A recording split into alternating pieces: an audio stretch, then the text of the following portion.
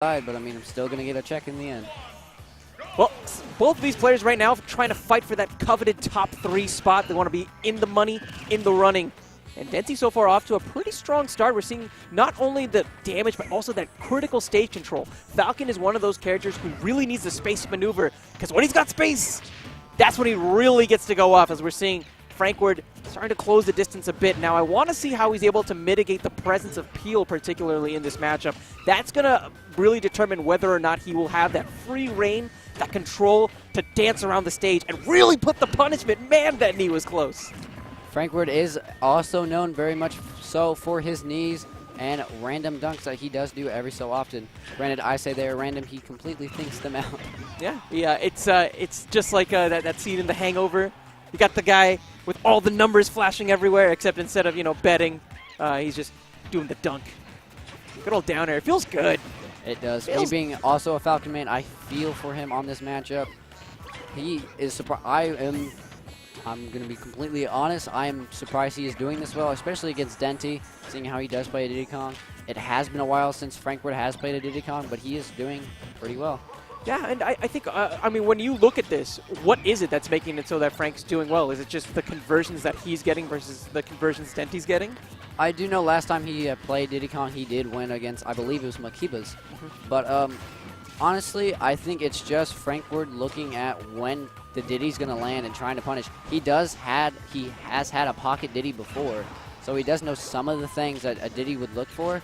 But as we see, he did play into the Diddy's game right there, letting him get the kill and grab. It's just tough. Again, when you have Falcon, he's such a explosive character where if he has the ground to work with, he's one of the most formidable characters in the cast.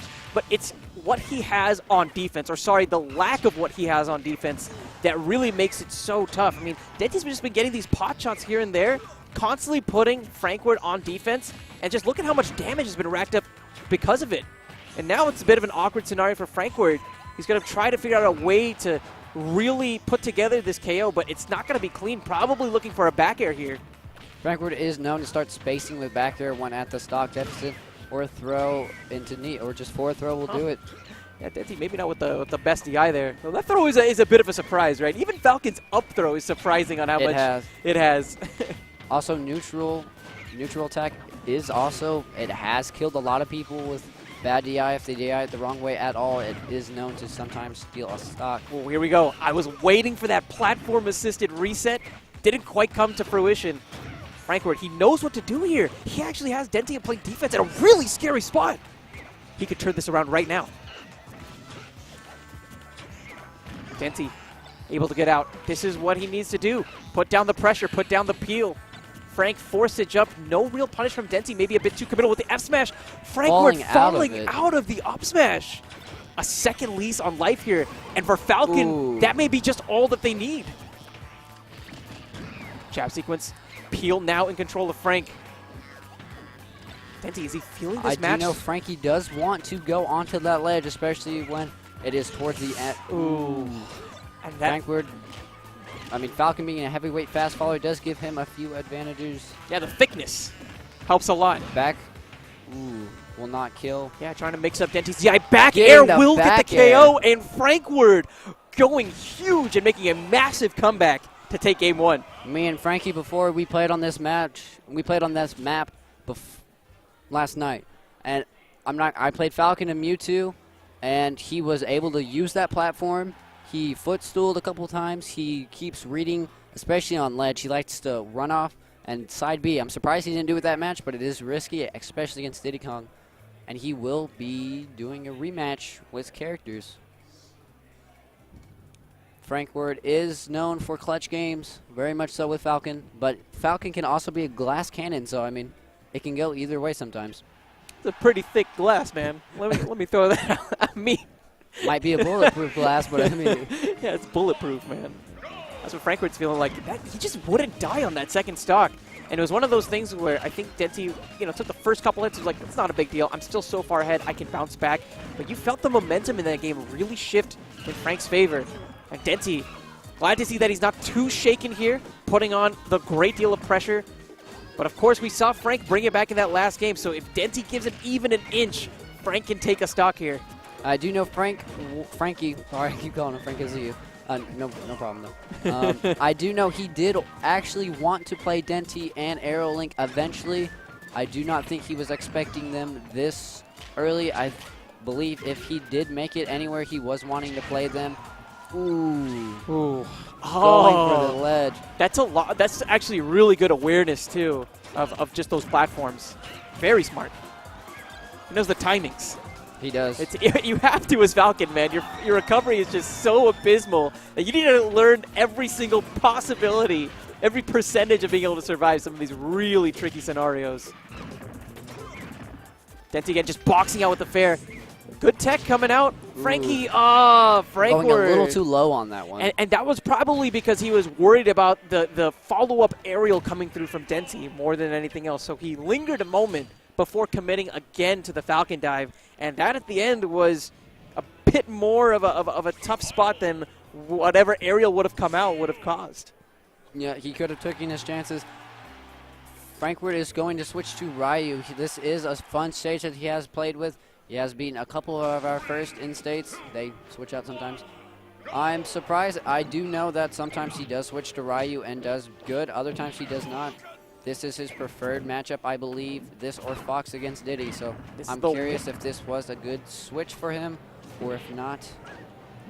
Either way, when we get home, I will be probably playing a little bit of Diddy Kong. Yeah, either way. This is the wild card more than anything else. And it definitely throws a wrench, I think, in Denti's gears here. Now, Denti's staying Diddy Kong. Frankward does know a little bit about what he's going to be going for. Not only because it's Diddy, but he has played 2 rounds, and this is going to be the 3rd. Yeah, and I think that it's going to be tough, really, for Frank to just deal with that forward air in particular. I mean, that is the bane of so many characters' existence, is just how strong that forward air is as an option. Shoryu, though! Frankie does know the forward air is a bait. I mean, forward smash, he will use that as a bait. It's the weirdest thing. I don't really know. Phenom is the closest Ryu that we've seen, and he will use forward smash, barely miss it. If he misses it, he will go for Shoryu. Back air, he will try to space it out, or if he lands it, I mean, that's damage. Notice how Denti is actually using Banana Peel not only for knockdowns, but to actually break the armor. Because what he's doing is he'll use Peanut Pop Gun to make it so that the armor absorbs the peanut first, and then break the armor with the knockdown from the peel. So he knows what to do. He's putting together an offensive, but he's not able to really create the stock loss quite yet. And we saw what happens when Frank has just a bit of life in him. When he has a little bit of gas in the tank, this man floors it and could very well send Denti to the loser's bracket. Frankward he does like to use this stage to his advantage, especially with the gust of wind. If you are moving towards him, he will kind of slow down a bit, not completely run, and go for a Shoryuken or anything that he thinks will land currently. It's about tied, and it is now tied. Yeah, close back and forth. Man, you could see Frank, the aggression. Denti, he's playing a little bit scared, it seems, and I don't blame him. He knows just how scary that Shoryuken can be if it comes out from Frank.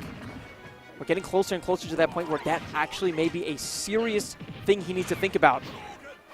This is the first time of them 2 ever playing, so this will be a new experience for both of them. I do know Frankward was wanting to play Denti. Will that be? Oh man, that platform play was fantastic, but a really smart instinctual usage of the focus just to break the offense from Denti for a moment.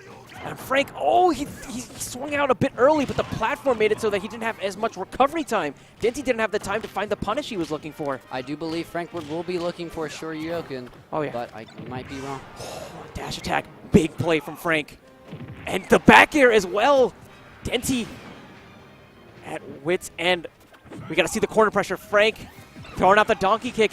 Not going to come up. You saw him try to use the bait again, and Denti just would not bite. Gets the knockdown into the up smash and ends up advancing in the winner's side of top 8.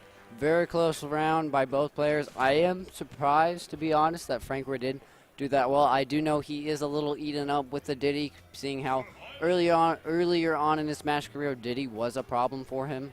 But, I mean, he did say this was going to be a learning experience, that he hasn't played against Aerolink or Denti before, and those were his main. He said when he saw bracket that he didn't have them 2 in his pool, so he was kind of happy with that. But, I mean, he could very well make it a run right back through losers. Yeah, that's the beauty of double elimination is, all right, I'm down, but I'm not out yet. And I'd love to see some more of the Falcon, some more of the Ryu. You mentioned he has a Fox as well. He does. He just loves the aggression, doesn't he? He does. He wants to push buttons, just plink it up. I love it. Frankward is one of those characters, one of those players who will find those characters that have heavy combo game and a high reward. But, Frankward, still a great player. I will practice with him against that Diddy Con matchup probably all night. But, we have a few people back home at state watching. We probably have parents watching. But Frankward will be put into the losers bracket, and we'll be playing against AeroLink. Yeah, and right now it looks like the upcoming match, the other side of winner semis, Light versus Magister. Now, Light's one of those guys who's actually been making so many huge strides as of late as a player on a local standpoint. This dude has been doing really, really well at a lot of shockwaves. He's been demonstrating that, he's had the tech, and now he's really starting to get the decision-making capabilities as well. So I like to see it all come together. It's been a while since I've actually seen Light play in person, since I don't really go out to the weeklies as much as I used to. So I want to see the new evolution. When I was talking with him last, he was repping a lot of Corrin. Is that who he's been really playing with this tournament as well? He has used Corrin a little bit in bracket. I believe a Marth. I might be correct on that. I have seen a Marth from him, but his Corrin was his main option that he was going to. And a Villiger. I do like Villiger, but I will never